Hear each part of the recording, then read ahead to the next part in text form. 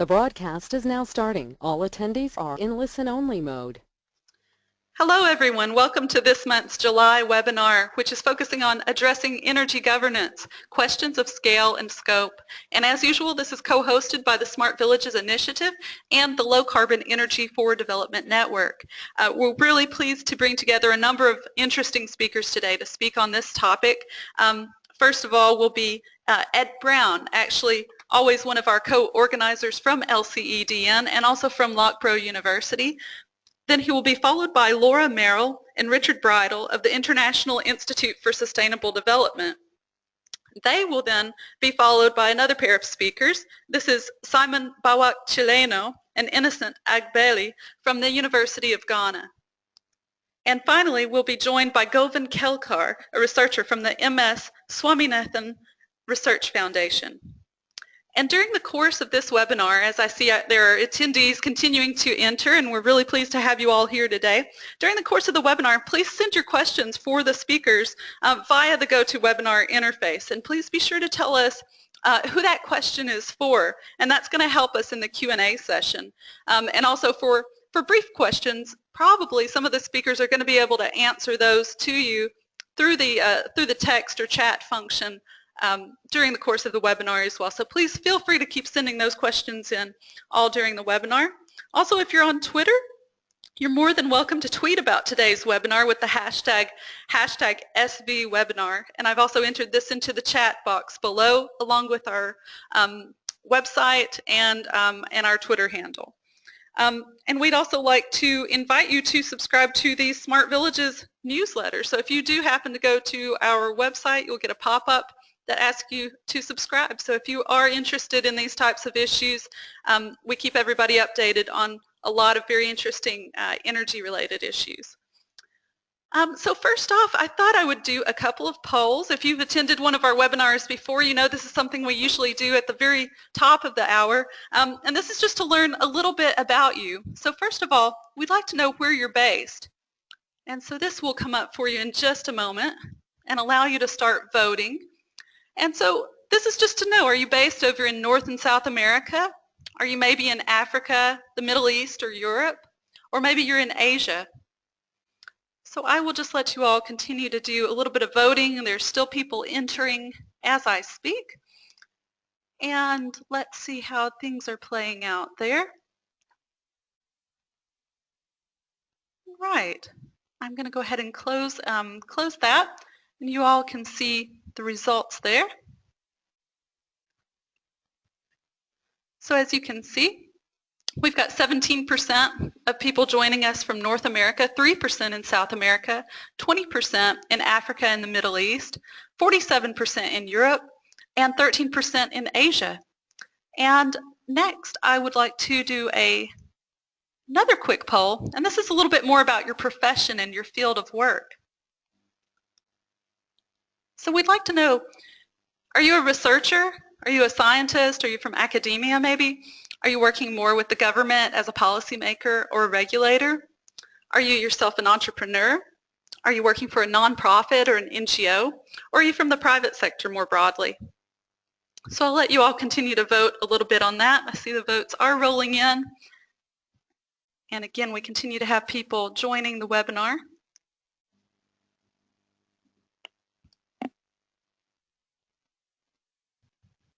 Okay, wonderful. Well, I am going to just close that poll, unless anybody has any last votes. Okay, great. So you should be able to see here as well. So yeah, okay, great. So we've got 36% coming from academia or research, 15% are policymakers, 9% are entrepreneurs, 33% are coming from the nonprofit world, and 6% are from the private sector. Okay, that's great. So I am going to now launch into our first presentation. If you'll bear with me just one moment, let me ask him to bring up and share his screen. And I'm also going to just take him off mute. Ed, hi, are you there with us? I'm here. Wonderful. Will we give you just a second to get that to full screen? Okay, perfect. So I will let you take that away. Thanks very much, Ed. Many Thanks very much, Molly, and hello to everyone. Just to say, I guess that this is a first for this collaboration between Smart Villages and the LCDN, in that it's actually a three-way collaboration. So it's not only looking at or involving some of the researchers from the LCDN as well as Smart Villages, it's also bringing us together for the first time with the Energia network. So we're delighted to have some of the projects that are being facilitated through a DFID-funded research program via Energia here with us today for this session. The two of the presentations today are from projects that have been funded through the UK Understanding Sustainable Energy Solutions programme, which is a scheme that's funded by the EPSRC, DFID and DEC. And it's funded around 13 projects, two of which are speaking today because they have particular interests in issues surrounding governance. The project I want to talk briefly about today is one that's got issues of governance right at the centre of it. And this is a project that in a formal sense finished in October 2015, but it's still carrying on in terms of some of the work that we're continuing to do in Kenya, and a new project that we're just initiating with colleagues at Strathclyde University and Community Energy Malawi. The original project was a partnership between GAMOS, Loughborough University and Practical Action in East Africa, and it was basically around the relationship between renewable energy and political decentralization. So the project was basically designed to look at the relationship between energy decentralization and the gradual moves globally away from centralized distribution systems and centralized production of energy towards decentralized energy in all of its different formats and forms, and political decentralization, which sees the responsibilities for budget setting, for resource management, for capacity building and so on, shifting down to more local forms of governance. And it seems that those two processes are kind of natural supporters in some senses, and yet we found that there has been very little work that's looked at the relationship between local governance issues and the relationship between different forms of government and civil society and the moves towards decentralized energy systems, particularly in countries where there is no energy system, or at least no centralized energy system there at the beginning. So that was the focus of the project. It was a short, originally going to be 18-month project that was exploring those issues in quite a conceptual way, but also looked at two particular case studies, which if I have time I'll move on to say a little bit at the end in relation to Rwanda and Kenya. So basically what we were looking at was the roles and responsibilities of African local authorities in relation to energy issues, and to examine how the roles and responsibilities of those authorities have been affected by the transfer of powers and budgets under political decentralization, and perhaps most crucially is what is the role of local authorities and local governance structures in bringing together the growth in clean energy provision and energy access that is accelerating everywhere today into the arena of local development planning and broader developmental need. So that's really what we were interested in exploring. And I think the place we started at was a 2009 UNDP study, which is really the only study that we found that looked at these two issues. And I think the thing that really surprised us was that from this study, they explored decentralization policy in over 60 countries, and only in 4 cases was there any mention of energy in relation to that decentralization. However, what also struck us is that in the history of the development of energy, and actually looking around at some examples of good practice in energy, actually local authorities and local governance has been massively important, and yet isn't featured in a lot of the debates about energy access that are going on at the moment. So, for example, a lot of the debate around private sector-led energy development, around the shifts that have happened in recent years and centralized systems, actually most Western or Northern systems started off very much on the basis of local need and local provision. And actually still there are many examples where local government has played a role in consolidating and in driving forward electricity expansion in a number of different settings. Where it has, it would appear to be that actually it's the making sure that there is sufficient local and regional control of budgets and that sufficient capacity building at local level, but also that it's very clearly defined what the collaboration with other levels is. That's been the answer to whether or not those kinds of projects have been successful. However, in most countries, taken as a whole, local government does not play a very strong role in energy delivery. However, there are examples in both North and South where individual sorry, that's my phone ringing. Where individual local authorities have invested considerably in addressing local energy needs within their own communities. So there are some examples of that. However, the other thing that we picked up from the broad cross-section of the literature is actually that local authorities' roles are perhaps not even most important when we look at their own role of some examples of their own generation projects. But there are plenty of examples of other actions that individual local authorities have engaged in that have made a considerable difference in terms of local energy governance. The first of these is the role that local authorities can play in auditing energy provision and energy needs and making sure that the plans of the whole variety of actors acting in this space actually meet the needs and don't duplicate the provision in terms of the energy needs that people have. Secondly is that they are often quite well placed, and certainly there are some good examples of where they can also look at ascertaining the types of needs. So it's not just auditing, it's also social consultation processes and how those social consultation processes at the local level can feed into national level project design and so on. And a whole host of other ways in which local elements of governance can be extremely important in tying in energy provision into local and regional development strategies, providing information and training and so on and so forth. We're not saying obviously that this is happening in a lot of places, but where it is happening there are some really exciting stories, and I think in terms of thinking about urban transitions, Simon and Ilsen are going to talk about the SAMSET project that's mentioned here on the screen later on.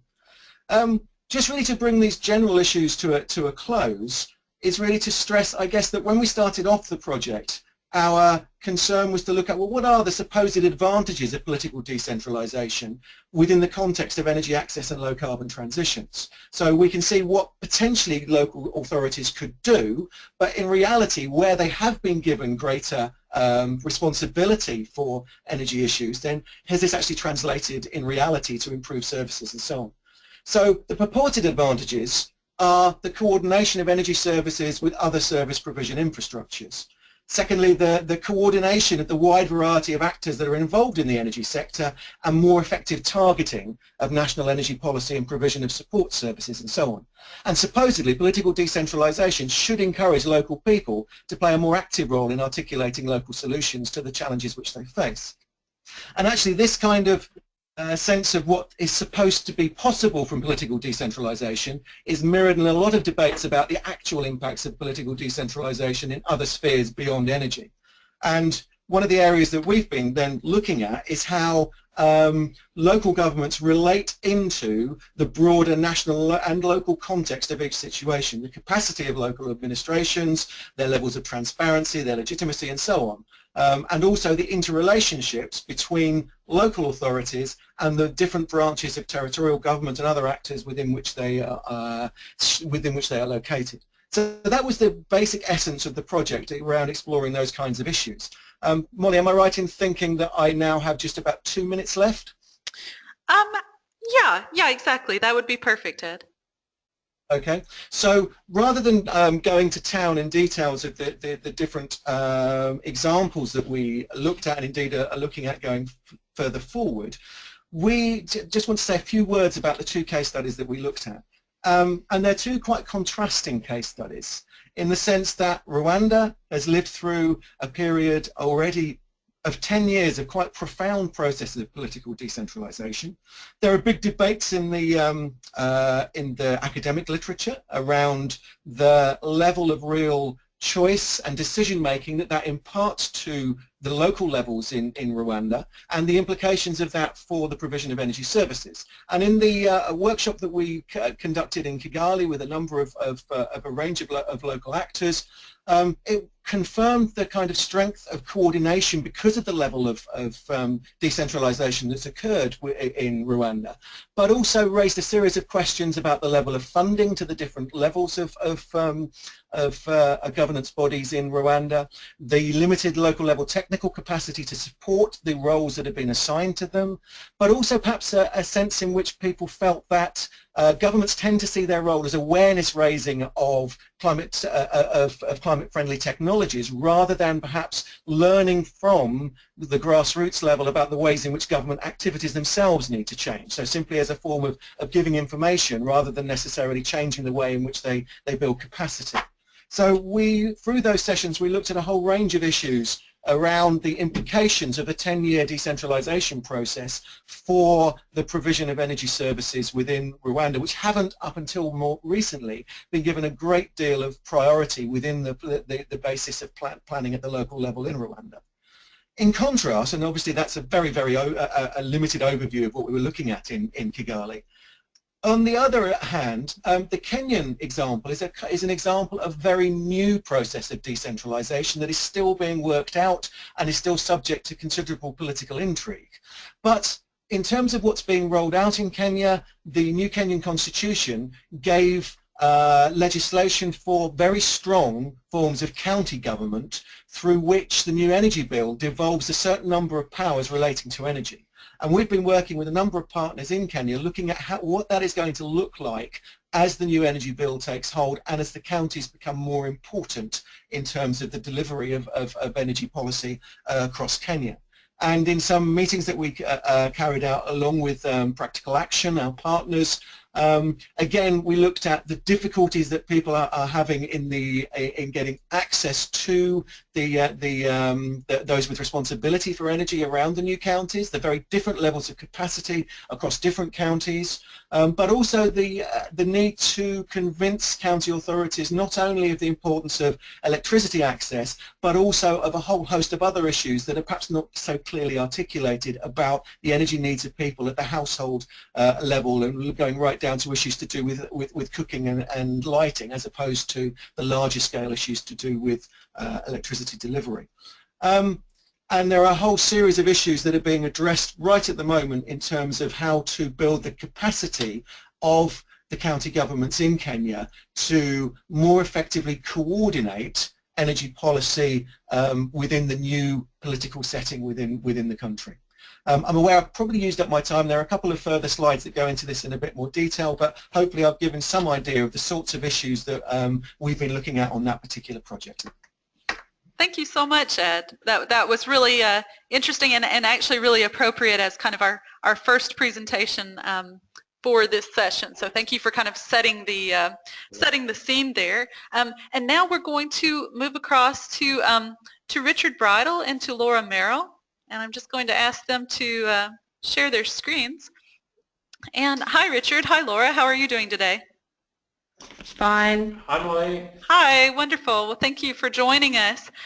So I will let you move directly into your presentation. Thank you. So thank you very much for letting us address this question, addressing energy governance, a question of scale and scope. My name's Laura Merrill from the Global Subsidies Initiative, and followed by Richard Bridle. And we're going to talk a bit about fossil fuel subsidies because they have governance issues, they are huge in scale and scope. I'm going to take the opportunity to highlight two of our programs in the International Institute for Sustainable Development, one on the link between gender and fossil fuel subsidy reform, and the other around coal and renewables, both important questions when thinking about governance and scale and scope. We work across about 8 countries. We have around 13 staff, and we're part of something called the International Institute for Sustainable Development. And our first project that we're going to talk about is around gender and fossil fuel subsidy reform that's been supported through DFID and Energia. The fact is that around 550 billion US dollars are spent every year across the world on consumer subsidies to fossil fuels. Around $100 billion are also spent to produce the subsidies towards fossil fuels.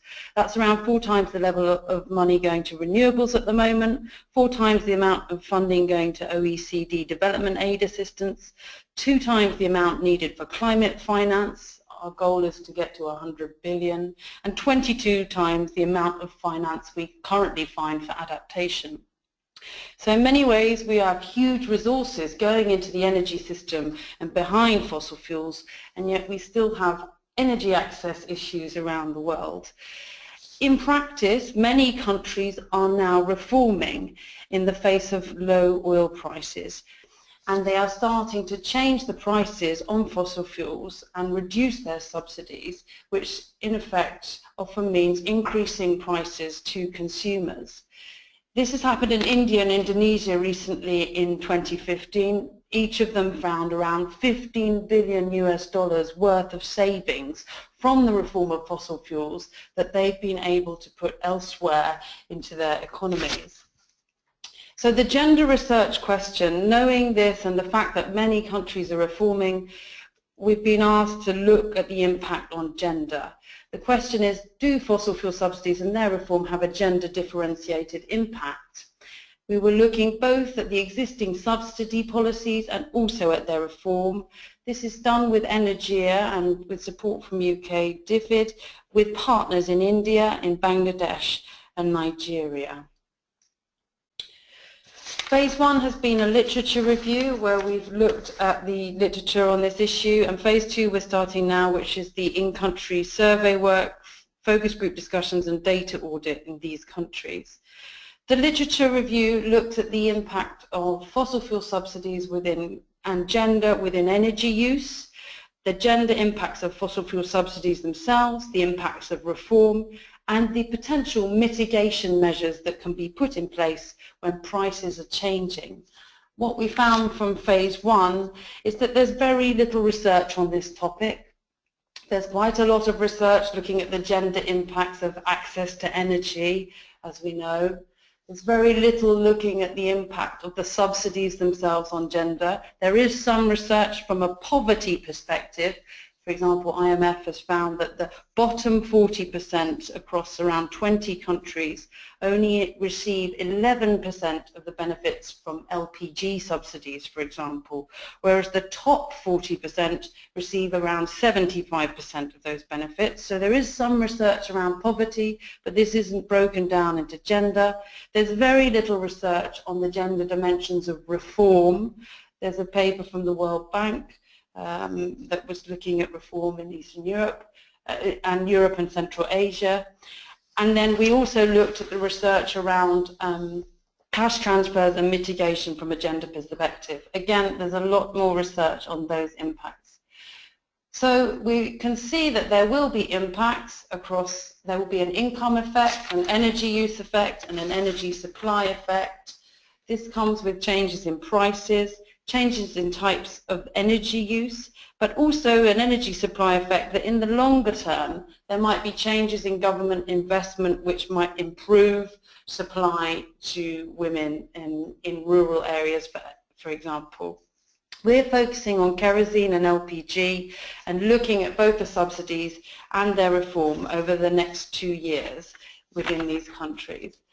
But as part of the literature review, we also looked very much in depth in the countries where we're going to do the research, but also at Peru and Morocco, because this is where lessons can be learned from other countries. These countries, Peru and Morocco, have reformed subsidies, blanket subsidies to diesel and gasoline over time, but they've also done that in a combination of fossil fuel subsidy reform, but with targeted energy access and targeted energy interventions to the poor, particularly around LPG and cook stove distribution in Peru, but also not linked to energy, cash transfers in Morocco, and the building of social safety net programs. So in a way this mirrors what Ed had said before.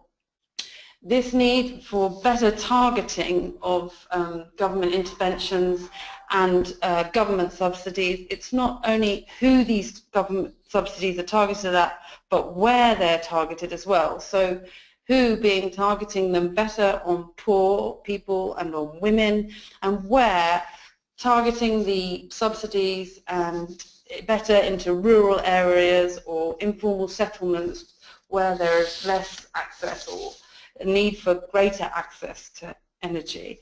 And on that note, you can find out more at these links here, and I'm going to pass to my colleague Richard Bridle. Thanks, Laura. So I'm going to talk about a project called Coal versus Renewables, and it's the project is in recognition of the fact that in many countries energy policy has reached a turning point where it must move towards a sustainable energy future or stick with polluting technologies such as coal. So we use this as a kind of frame to look at different energy policies that are being put in place. So firstly, there are many good reasons to move to sustainable energy, and there's a number of reasons, of factors, of barriers that prevent this from happening. Kind of chiefly is the promise of energy sources like coal and what they bring. So this is a poster from the late 1940s from the UK, and it really sums up the appeal of the coal industry in that it potentially provides large numbers of jobs, often in areas that have a lack of employment, and these jobs may be in place permanently. At least that's the implication in this poster. So when coal industries go into decline, all of these jobs that were created, they disappear, and that's a huge problem for policymakers. So here's some photos from miners in Spain, India, Colombia, in the kind of top left, top right, and bottom left, resulting from kind of coal miners facing coal mining decline and the social impacts associated with that. In the bottom right photo is the city of Yulin in China, and this was a booming town and is now seeing house prices collapse by 25% as coal production starts to go into decline. To manage this transition, the Chinese government has put aside $4.5 billion US and plans to redeploy around 1 million workers, and thousands of coal mines will be closed as part of this process. But the scale of that transition indicates the kind of scale of the challenge in terms of reforming coal subsidies and moving away from coal as an energy source. So it's certainly a very kind of complicated and involved process. So this next slide kind of shows why subsidies are important in this. And so on the left, we have in the orange and yellow circles producer and consumer subsidies to coal in China. So as you can see, the total value of that is somewhere between tens of billion CNY and 100 billion CNY, 150 billion perhaps. But what that drives is greenhouse gas emissions that have a cost to society of maybe 1,000 to 4,000 billion or 1 to 4 trillion CNY, and air pollution even up to double the size of that. So the coal subsidies are actually driving these negative externalities, which are far greater in scale than the subsidies themselves in terms of their cost.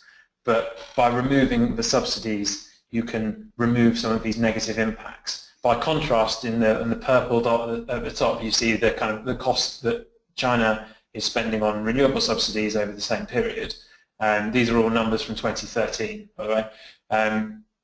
And while the subsidies are similar at the moment in terms of the producer and consumer subsidies, renewables obviously don't have these externalities, these additional costs to society of greenhouse gas emissions and air pollution. So while the cost may be the same in terms of the subsidies, the cost to society is certainly much less. So in recognition of this, there is one case study, for example, Ontario in Canada. There was a study there indicating that there was an environmental, financial and health cost of around $4.4 billion a year in 2004. And as a result, Ontario managed to completely phase out all coal combustion for power generation in the province. So I'm not going to go into detail in this, except to say that we have a report explaining how and why that happened, and how, and I advise you to read it if you are interested in that subject. So to conclude, coal subsidy reform is linked to the externalities of coal use, and it's reform is very difficult but very worthwhile because of the huge health and social impacts. The social impacts of reform are very important and very significant, and therefore modelling them, understanding them, and putting in place plans to deal with the impacts of reform of the coal industry must be part of policy making. And finally, if just a fraction of the true cost of energy in terms of the health and environmental externalities were included in the price of coal, renewables would easily outcompete coal. Thank you very much. Thank you so much. Thanks to both Laura and Richard for their presentations, and especially bringing up this topic of subsidies. So I just want to remind the audience to please go ahead and send in your questions if you have them, either for Ed, Laura, or Richard. Please let us know who that's directed to, and we will be pleased to pass those on. And now we are going to move on to Simon and Innocent from the University of Ghana. Hi, are you guys there? Yes, hi, we are there. Wonderful, wonderful. So we will have your presentation up in just a moment here.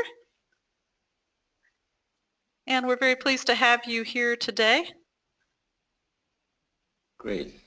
Great. So I should have just sent through a request, and then you can. Perfect, perfect. So I will let you continue with your presentation. Thank you and welcome. Oh, all right.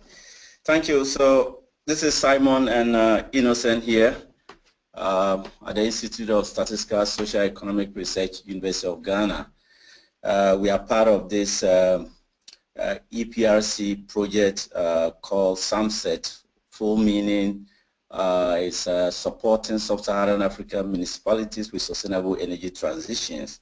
I think in Ed's earlier submission, he did actually make mention of some of the projects which SAMSET also belongs to. Today's presentation is actually going to center on what we call the place of local government in sustainable energy transition and perspectives from the SAMSET project. And in particular, we want to draw on perspective from Ghana, since we are operating from the component that belongs to Ghana. And just to start with, what we see is the nature of urbanization, which is actually taking root in Africa. This map here shows what is the urbanization rate sometime in 2000, which actually showed 50,000 population and above. And it is clear that at the moment, most of the big cities are actually now becoming more urbanized than ever. And the hope, or the the postulation is that in the future we are going to have more population in smaller cities in Africa than ever. An example is the case of Accra, which used to actually be somewhere around 1 million sometimes in the year 2000, but now it's getting to 4 million. And we have other municipalities that are also rapidly growing. In the midst of all this growth is the fact that we reckon the role of local authorities actually being very critical in terms of infrastructure development in order to overcome the challenges that these urban or urbanized cities are actually going to bring along. And so it is very critical that local authorities actually play a key role. In line with that, what we see in the case of Ghana is the structure of our local government, whereby we have in fact 3 layers, that is starting with the the metropolitan municipalities and then the district.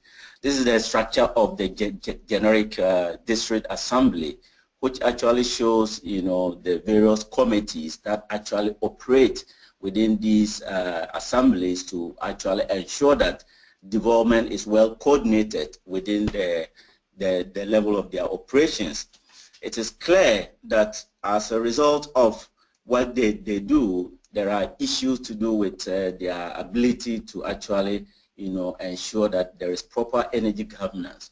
One is the fact that there is lack of our full operationalization of the decentralized system in Ghana, whereas it is clear that they have certain mandates that they need to undertake.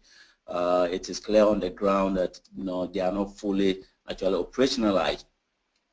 We also realize within various assemblies, whether municipal, metropolitan, or district, there is that limit, in terms of mandates in energy infrastructure development.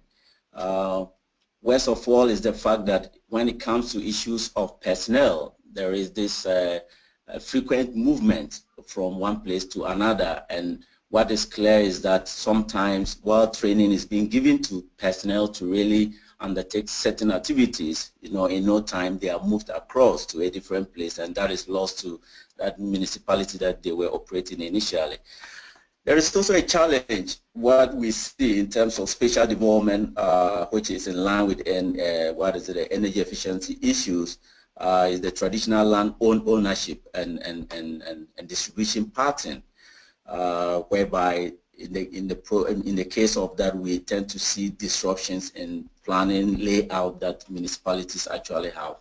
There is also the issue of energy paucity, in a sense that whilst these assemblies are supposed to actually develop, they do not have the requisite data that they can actually build upon to really say, look, they want to develop in a certain dimension. So these are some of the governance challenges when it comes to the local government sector in Ghana. And with that shows in this table, some of the mandates that are related to energy issues, but of course, where the local government is either playing a role or not playing a role. The highlighted, cells actually show where they do not actually play a role in terms of government house delivery. They do not actually play a role there much. When it comes to public transport services, it is actually a top-down issue which is handled by the national side. Urban roads, and then come to talk about cycling and pedestrian walkways, that is also handled by the national side. And more so when it comes to issues of utility services, electricity production and distribution, they do not have that mandate. And so in the case of decentralized renewable energy generation, it's also a similar thing, and petroleum source supply, the same as well. This is where the challenge actually comes, in a sense that whilst they are actually given the opportunity to handle these municipalities, when it comes to certain critical mandates that will enhance, sustainable energy development, they actually tend to lack, the requisite sort of mandates to really undertake such activities. Of course, as a result of that, these are some of the, the developments that will take place, whereby you get to see that development will not be sustainable in a way. When it comes to spatial development, you have the urban sprawl. It comes to energy, and you get to see that a lot more is used from the polluting sources than we would have actually wished. Of course, this is what the situation would have been, envisaged, or what everyone would have loved to see, which is more sustainable in terms of consumption sources, in terms of, the distribution patterns. But of course, we are actually not there yet, and that is where I think, I'll hand over to Innocent to continue, because this is where SAMSET comes in. Thank you, Simon. Hello to everybody. Yeah, so SAMSET basically comes in to understand the in-country and inter-country local government energy governance, and also to learn how to support municipalities with energy transitions. So SAMSET project is implemented in 3 sub-Saharan African countries, Ghana, Uganda, and South Africa, but involves a number of research institutions. We have the UCL Energy Institute, we have the Durham University and GAMOS from UK, We have the ERC and Sustainable Energy Africa from South Africa. We have ESEF from Ghana and Matthias University from Uganda. At the center of this all are our piloted local governments or municipalities or cities, we call them. And we have Ga East and Otusenya East from Ghana. We have Kasese and Jinja from Uganda. We have Polokwane and Cape Town from South Africa. So the overarching aims of the SAMSET project are to promote the implementation of municipalities' sustainable energy and climate resilience activities, and also to learn how best to support these municipalities with sustainable energy transitions. So all the activities pertaining to this SAMSET project are shaped or guided by the framework we call the Knowledge Exchange Framework, which involves a number of activities. We have the capacity building activities, including the network meetings, the master's courses, the workshops, and other conferences. And all these capacities that are to be built are supposed to inform the production of what we call the state of energy. That is to collect data and understand the situation of energy within these piloted municipalities. And the data collected will be used in a modeling tool we call LEAP, and that will be used to develop energy futures, or basically to understand how the future is going to look like with business as usual or bringing in green initiatives. So these processes are supposed to inform the development of sustainable energy strategies, which shall be implemented at the tail end of the project. So all these activities are concurrently going on in the 3 countries within the 6 municipalities. So what has emerged so far from what we see in Ghana? The data collection processes, the stakeholder engagements, and other activities that we run on the ground within our 2 municipalities in Ghana have promoted knowledge exchange of ideas and experiences within the municipalities between the local government and the research institutions in terms of capacity building or capacity development in the municipalities. We have what we call the continuing professional development course. The first phase was held in South Africa 2 years ago. The second phase is coming on pretty soon. We have other network meetings held in all partner countries. We have conferences being attended by municipal partners in-country activities, which have also contributed or promoted capacity development in the municipalities. So in a nutshell, what do we see as changing the face of local government energy issues or energy governance? With respect to this document we have produced, the municipalities have taken active role in gathering the data for the State of Energy report, which would guide some of the activities going forward. They have been very proactive and conscious of energy issues. We have evidence of some of the energy strategies being introduced in their medium-term development plans, which were not there before the project started.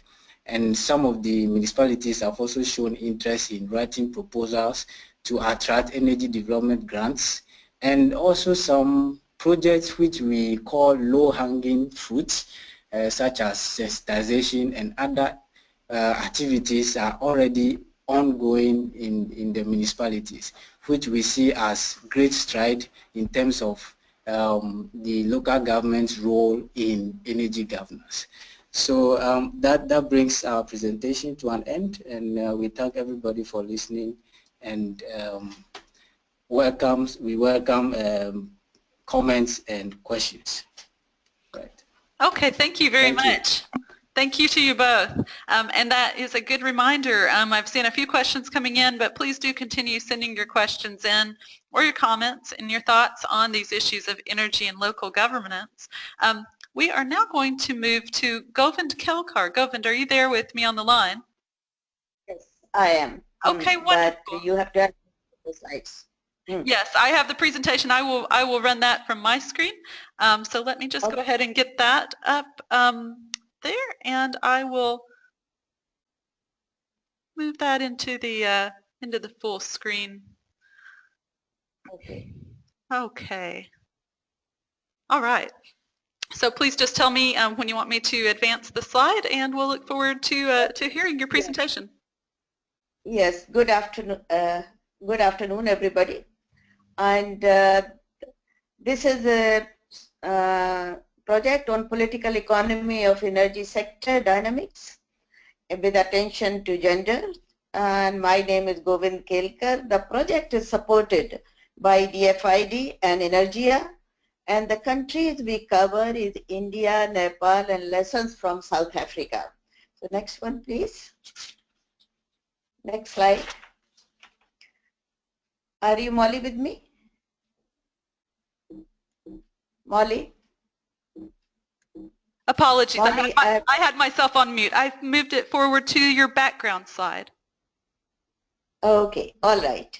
So in terms of the background, because political economy really needs some background what is happening in the region. And there have been a lot of debates and discussions on the discriminatory social norms that influence the formal and informal processes of change, particularly in political and economic development. So that is one thing that has been a lot of debates going on. And in this, something also has come up, that is the undervaluing of women's work in both production and social reproduction. And social reproduction is the unpaid care, cooking, and subsistence production. And the denial of land and property rights and new technologies to women. So these are the two factors that have, I call them as the surge of reflections on these two. However, there are aspirational policy goals, but these policy goals, as I see them, or as we see them, one is the spread of inclusive energy services, which government policies are very keen. Second is the improve energy efficiency. And third is expand clean energy access, including the household and women for their dignity and empowerment. Next one, please.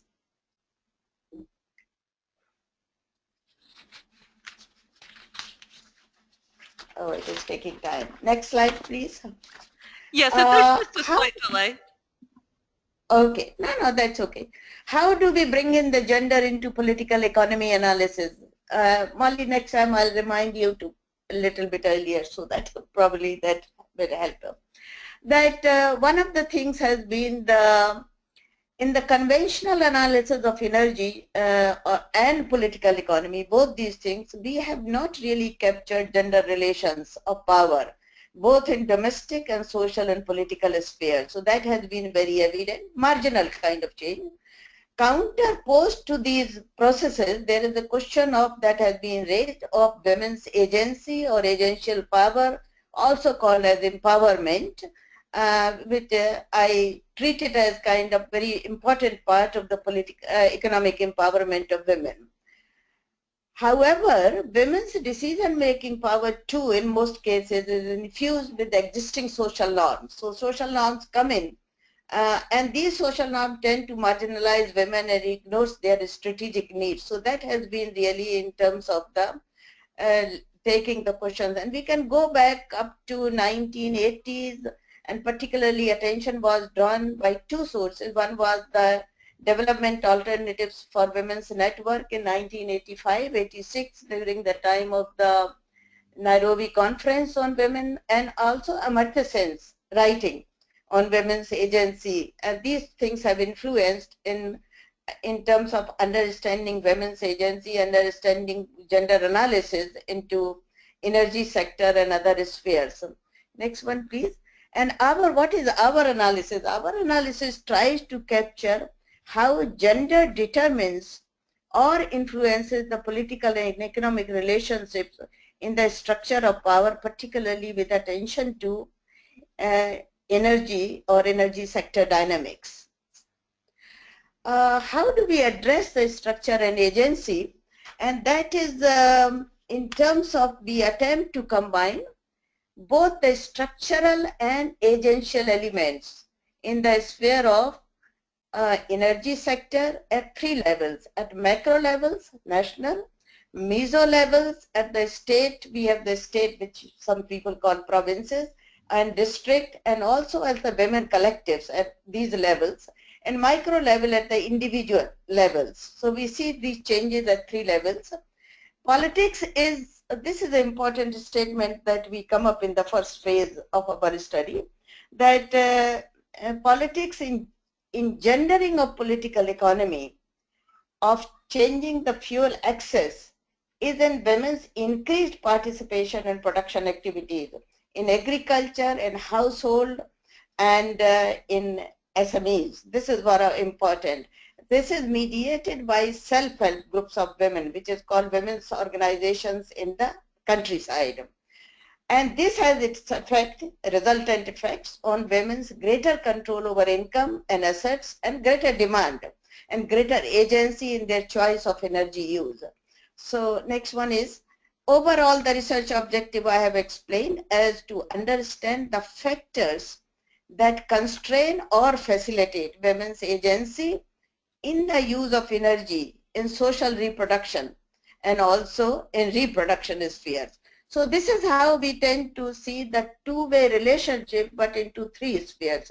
That women's demand on their work, particularly in agriculture and enterprises and in the household, increases their bargaining power, and also that bargaining power really facilitates access to energy. And second is, women's increased access to energy leads to the opportunities for productive work and manifestation of their agency. Agency means the ability to make decisions and act on those decisions. This is our definition of the agency.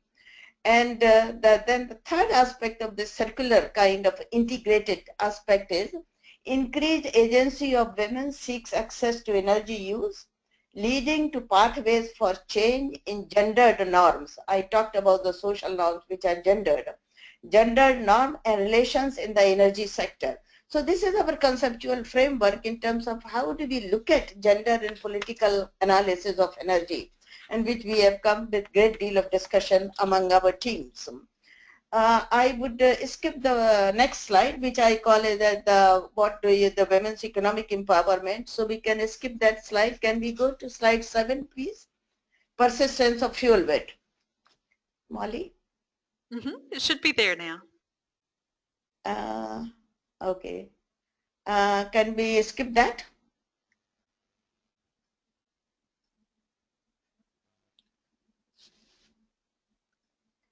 So we're on policy perspective. The next one. Yeah, it is not coming. Okay, this is correct. But what do we see in Nepal, India, and China? Sorry, not China, South Africa. I work a lot on China, that's why I thought of China. Okay, we find the persistence of, one slide before that probably, persistence of fuel wood use, policy and practice.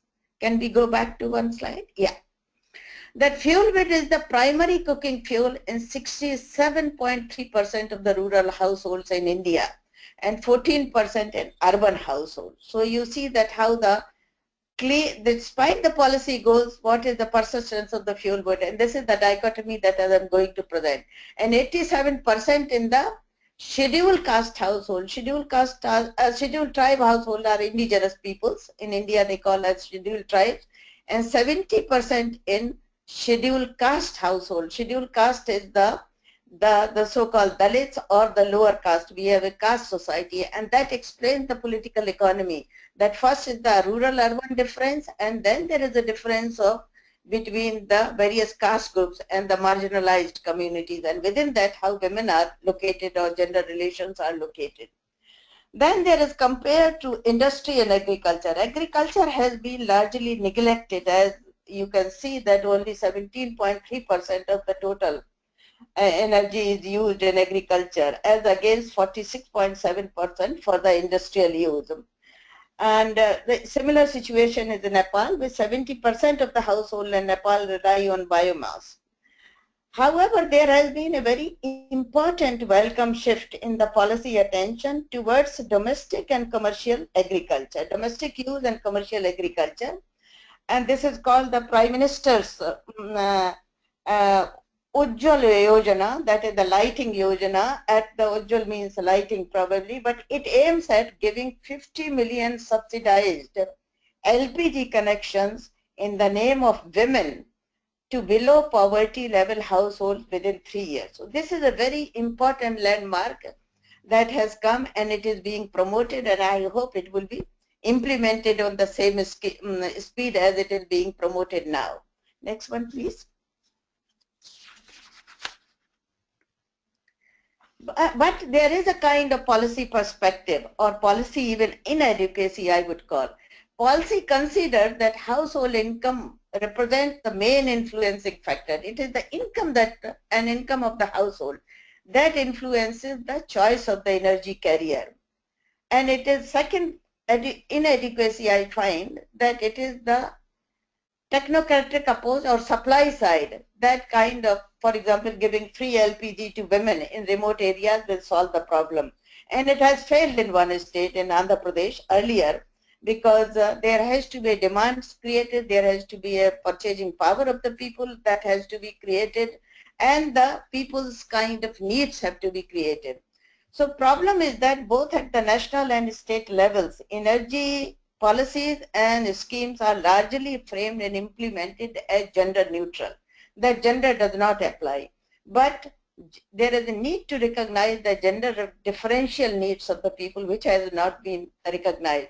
However, that as I explained, there is a welcome shift as early or as late as September 2015 in terms of the Pradhan Mantri Yojana, that is the Prime Minister's. Now, interesting things are really field findings. They are very, and I call them that we are at the threshold of change for clean energy with regard to how the concern is there. And what are these factors? Why do I say that? And these are the important two slides that would, 2 or 3 slides. Laura, at the time, Molly, 2 minutes? So I think we're almost out of time, and then actually there's a question that's come in for you. So it may be interesting to move into this. I'll take the last slide for the dynamics of change. Can you put the last slide? I'll just take 1 minute. Change? Yeah, just a moment here. Let me just bring that up for you. So we have field findings. Okay, should be the next one. Okay. One more. Dynamics of change in women's energy use. That is why the change I am talking about. There is an increased value of women's time brought about by these things are happening, and that is why I call it we are at the threshold of change, kind of that out migration of men from rural areas in search of job. And these men really tend to think that yes, it is happening in urban areas, and we can also cook with the LPG, so clean energy. And women's and also their support, they are not resisting anymore, which I done was earlier, and we were pleasantly surprised to see this in the field. Women's increased participation in production and commercial activities, particularly in agriculture and agro-based industries and energy sector industry. We saw that self-help groups, I think for people who have studied India, they are familiar how self-help groups become the distributor and the kind of looking at the application and management of the LPG services. Infrastructure connectedness, particularly those who watch the television, and they say that yes, it is very good for us, and we realize that how our children and we ourselves have been affected by the cooking with fuel wood, and that they realize now. And this process is facilitated by women's groups, which I just said that these are the self-help groups in the countryside. Technological change in the shape of cheap diesel engines, promotion of mechanization of agriculture has spread very fast. But women still are lacking in terms of the not using that kind of technology, and I think that we need attention to that. And that they are right now hiring men to use that technology in agriculture, but they are able to afford the agriculture, afford the technology use. New concerns about women's and children's health, as I just said, and national responses to international concern about climate change and a clean environment. So SDGs, sustainable energy for all. I mean, these are the things that are being talked about, and they have reached the villages, that how they should be concerned about it, particularly at the district level, if not at the villages. ICTs have in information and communication technology, particularly in mobile phones and television, has played a major role. Low cost and efficient appliances for lighting, LED and CFL, they are the talk of the town, and there are posters. Increased literacy of women and girls. We found above either junior high school or high school women and girls are very particular about the use of LPG and clean energy and using this CFL and LED bulbs. And there has been some concern about human rights of the marginalized people. It should go to the remote areas, it has not yet gone, but there is a concern how to reach it. So this is the dynamics of change that we find, which reflects really gender relations in the political economy of energy. Thank you. Thank you so much, Govind. While I still have you here on the line, why don't we get the Q&A session started with you, because there are actually quite a few questions that are coming in. And a quick question for you, Govind. Are there any circumstances where increased access to energy actually entrenches the marginalization of women or even makes it worse? Or do you think energy access always improves the position of women? Energy access really improves women's position. I don't think it really affects them in terms of their marginalization. Okay, great. Okay. Anything to add to that? No, I wanted to explain this, but let another question. Otherwise. No, we'd love to hear your answer to that. Please go ahead. I mean, why it increases? Because it exposes them to more productive work. It exposes them to have access or their aspiration to use clean cooking energy.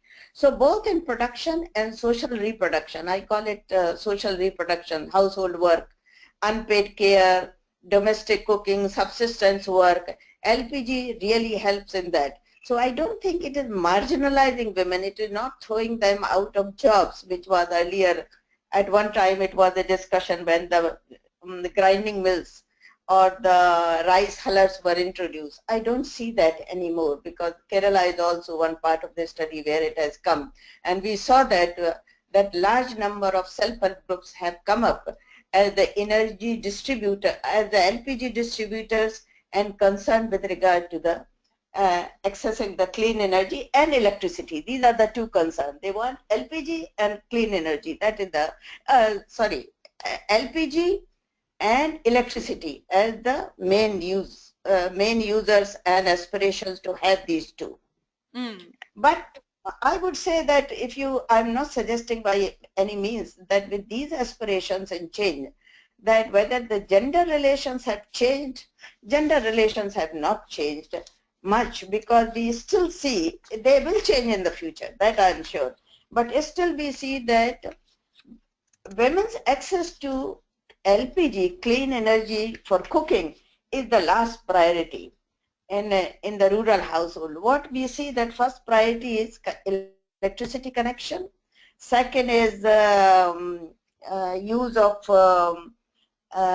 television they would buy, third is education of children, and fourth is having motorbikes, and last would be the LPG. LPG is seen is now as a status symbol, but it comes at the last. Then men support them. When we ask the question, why do you prefer that households should have the LPG and in the women's name? And the answer was, because we can get hot meal cooked by women in time. So when they say that we get hungry and we don't get this hot food, we get angry. So this can be maintained. So you see that cooked food by women, hot kind of food available when they need, and that's why they will support the LPG. So gender relations are still very much entrenched in the system. Thank you so much, Govind. That's a really a number of very important points that you just made there. Continuing on in the Q&A, I'm going to return to Ed Brown, actually, our first speaker. Ed, hi, are you there? I'm still here. Okay, wonderful. So I had a question for you. I think you've already seen it in the Q&A, and this is was to both the uses projects and to SAMSET, so we might bring in Simon and Innocent on that as well. But the question is, do you feel that sensitivity to gender issues and recognition of differentiated energy needs may be more or less appreciated at a decentralized level than at a centralized level? I think that depends on a whole host of different factors, because it could mean that in some local circumstances where there's greater commitment to addressing gender issues within particular institutions or institutional structures, then there can be opportunities to develop that in a way that perhaps you might get more lip service at a more national level. I think that it was interesting in the workshops that we conducted in Rwanda and in Kenya, there was certainly a feeling expressed that there didn't seem to be a lot of difference at the local level in terms of responding to women's needs. And I think that one of the issues that perhaps relates back to what Govind was talking about is that that whilst there's a lot of attention that goes into electricity provision at a national level, at the local level there's perhaps more of a possibility of addressing some of the other issues that perhaps sometimes are more seen as a woman's domain. So it's been quite interesting that our partners in Practical Action in Kenya have been working with Strathmore University to do a series of training programs for women in particular county authorities to be able to incorporate some of those themes more into the way in which they're approaching energy planning under the new decentralized regime in Kenya. But it's early days for that, and there's only been 2 or 3 of the people from specific county authorities that have been trained in that way. But certainly I think there's perhaps an opportunity for issues to be addressed at the local level that perhaps are more difficult to do anything beyond a kind of more generalized way. I think John's got something he wants to add in. There's a particular example of Grameen Shakti using brigades of women engineers on a localized basis, and a lot of their training and in community involvement for renewable energy projects is done at that local level. Now, there are issues to do, there are other issues to do with the way that Grameen Shakti works, but I think that specific targeting of women at a very local level and trying to bring them in through the technological aperture, as it were, is an extremely important example. And just one final thing to tag on to that is I'm just going to use this to address one of the other questions that came up. There was a really good question about the 2005 ECOWAS white paper on the attempt to establish multi-sectoral committees at the national level to make energy policy making less technical and less technified. And in some senses I think there is a gender dimension to this as well, in the sense that addressing energy as an issue that cuts across, and I hate to use the phrase because it's everywhere at the moment, but across the nexus of water, energy and food related issues, is perhaps a way in which you can bring in a wider range of factors that have traditionally been seen as the energy domain, and perhaps that's also something that's easier to do at the local decentralized level than it is to do at the national level. And certainly that was a question that really got me thinking. Thanks so much, Ed, and thanks so much, John. So I think we can move over to maybe over to Richard and Laura and just get their views on some of these topics as well. I mean, especially Laura, are you there with us? Hi. Hi. Sorry, which question? So to bring you in on this, yeah, I mean, in your work on fossil fuel subsidies and in relation to women in particular, I mean, what do you find in terms of equality happening in those communities? Okay, so that's why we're doing the research at the moment, to really look at that question in Nigeria, in Bangladesh, in India, and also in Indonesia, because the truth is it's unclear. So we've developed a way of looking at the issues through the energy supply system and through the income effect, the energy use effect, and the energy supply effect. And so we've tried to think through, based on examples that we've come across, what might happen. So for example, on the income effect, when prices increase, it means that households may have less money, that they will have to spend more money on energy potentially, and then they might have less money to spend elsewhere. But it's not always the case that prices do increase when there are reforms, and often fuels that are supposed to be subsidized, like LPG and kerosene, are available many times more expensive on the black market anyway, so the subsidies are actually not working their way through to lower prices. But where prices do rise, you might well see a shift of use. For example, from using LPG to using biomass instead, slipping sort of down or across this energy stacking model and using a different fuel type, perhaps for small things like making chai. So that's just one example of what we think can happen where prices rise and there are changes in household incomes. But it's not clear because the research hasn't been done. We're also thinking about this from the energy use effect, because there are changes in the relative price of different fuels, so it can have knock-on effects on, say, charcoal costs and things like this, and on the energy supply effects, which is more to do with how governments can then reinvest and put more money into a more stable system, be that in renewables or more targeted LPG.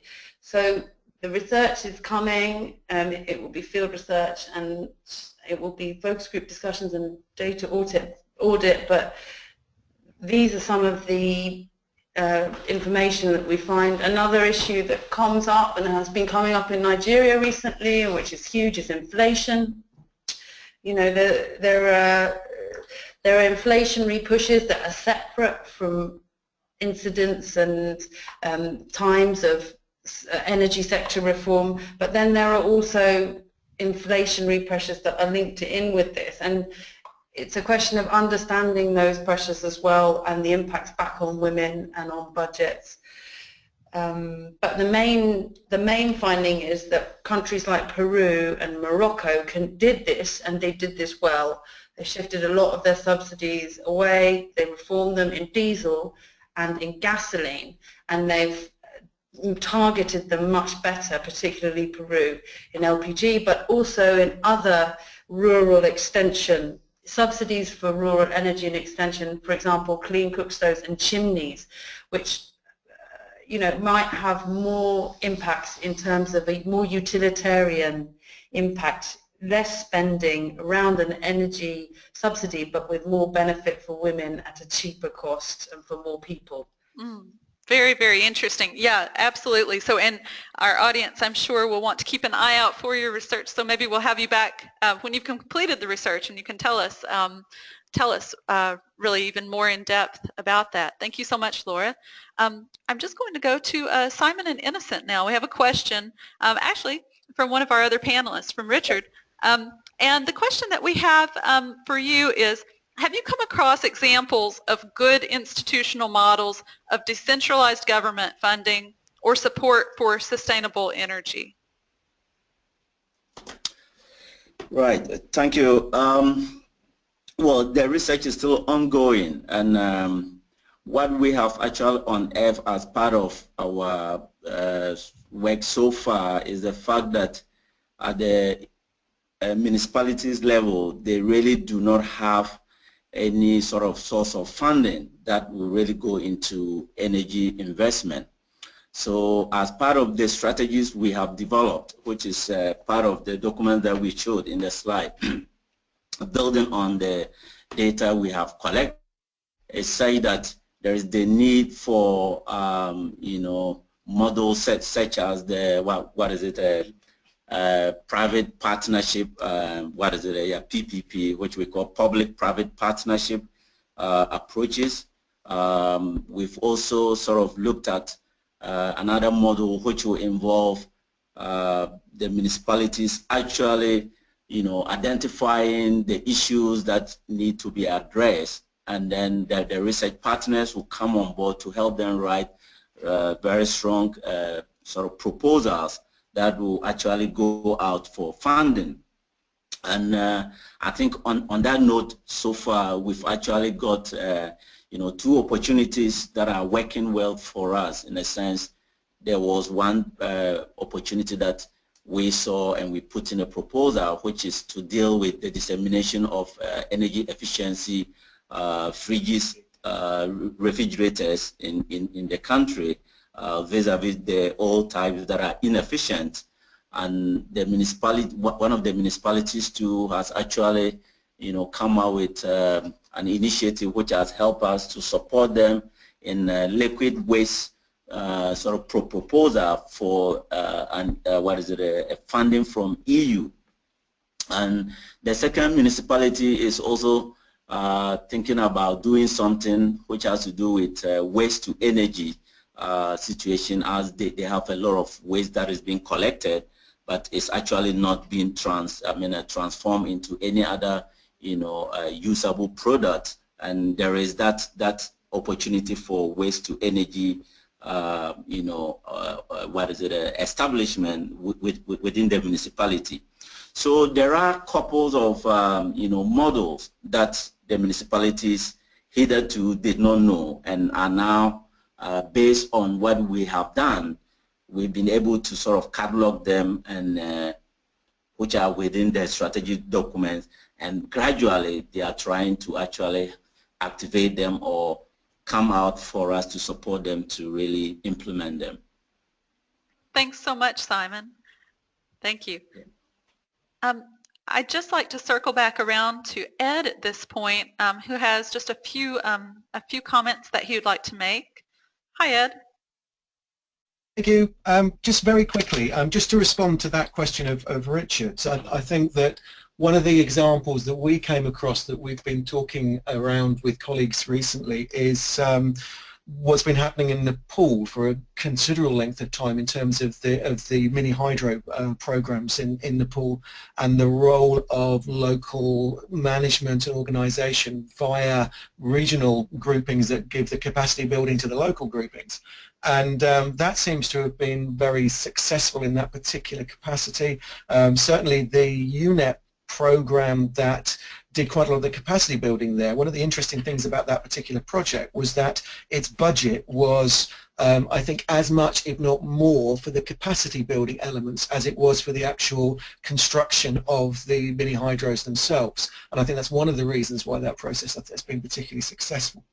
The second thing that I wanted to say, and really just to kind of pull things to a close, is really just want to thank Anne-Marie, who I know is here from the Energia network, for this opportunity to first bring together some of the users teams and the gender and energy research grouping. I think it's clear that there are considerable points of contact, even though we're working on perhaps quite different issues. I think there are clear ways in which we can see that the importance of gender within the context that we've been looking at are areas that I certainly, in the context of the READ project, and I think certainly in some of the other users projects, can see a very fruitful interaction between the researchers in those two programs. And I guess kind of looking forward, we're in the process of putting in a bid together to get an opportunity to develop some of these ideas further, and if that's the case, we'll have opportunities to actually develop, I think, a series of workshops and meetings around these kinds of issues of governance and gender.